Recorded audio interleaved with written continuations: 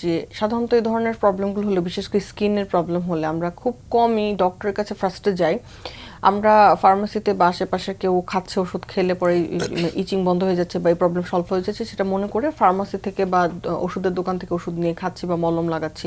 এটা আসলে সোরিয়াসিসের ক্ষেত্রে কতটা ভয়াবহ? এরকম পেশেন্টকে আছে যে অনেক খারাপ অবস্থা নিয়ে এসেছে এই ধরনের ওষুধ খেয়ে, এগুলোকে আমরা পাই কিনা আমাদের দেশে? জি জি, তো আমরা মানে খুব অহরহই পাচ্ছি আর কি। কারণ চর্মরোগের ক্ষেত্রে দেখা যায় যে পেশেন্টরা খুব বেশি কনসার্ন হয় না, তারা প্রথমে আগে ফার্মেসিতে যায় এবং দেখা যায় যে গ্রাম্য ডাক্তার যেটা, হ্যাঁ, ওনাদের কাছে অনেকে যায়। তো স্টেরয়েড জাতীয় তো আমরা টপিক্যাল অর্থাৎ আমরা ক্রিম বা অয়েন্টমেন্ট ইউজ করছি, এটা তাও ঠিক আছে।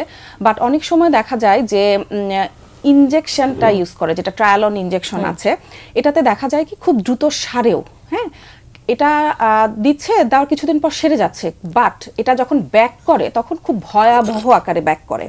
তো ইনজেকশনের মেইন প্রবলেমই হচ্ছে এটা। একে তো ইনজেকশনের অনেক সাইড ইফেক্ট, এটা লাইফ লং, কিছুদিন পর পর যদি দিতে হয় এটার সাইড ইফেক্ট অনেক হয়। এবং সোরিয়াসিসের ক্ষেত্রে যেটা হয়, আমরা দুইটা কমপ্লিকেশন বলতে পারি। একটা হলো ইরাইথোডার্মিক সোরিয়াসিস, যেটা আমি বলেছি শরীরের 90% এরিয়াকে ইনভলভ করে ফেলে, এবং আরেকটি আছে পাস্চুলার সোরিয়াসিস, অর্থাৎ সোরিয়াসিস যে প্ল্যাকগুলো আমরা বলছি সেগুলোতে পুঁজ জমা হয়, এবং সেই পেশেন্টগুলো সাধারণত খুব টক্সিক হয়, হাই ফিভার থাকে সাথে।